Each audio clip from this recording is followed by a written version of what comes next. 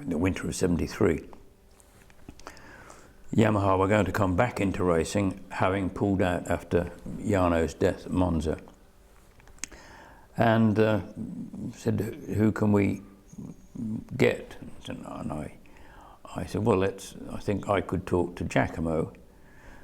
So I rang him, I went down to Bergamo and said, look, would you like to come along and have a chat? Ronnie Gould called me and end of '73, I'm ready to change. So we make agreement. We arranged that he would fly into Amsterdam, and we organised a small hotel about 10, 15 kilometres outside Amsterdam where nobody would recognise him. And the MD, Yamaha, myself and another couple of people, we had dinner that evening, and we were the only people in the dining room.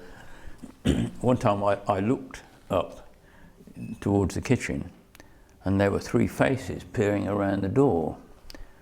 And I thought, that's a bit strange. And then they served dinner and they were all three Italian waiters. So I thought, this is going to be public property before we've got anywhere. But it didn't ever get out. Of course, for me it was difficult when I changed from MV Agusta. MV Agusta was my family because I live very close to the factory, and I know all the people, the mechanics, the Conte Agusta. And when I changed, of course, for me it was difficult, but I'm very lucky because I find another family with Yamaha. And it did stay quiet until actually the night before the press conference in Italy.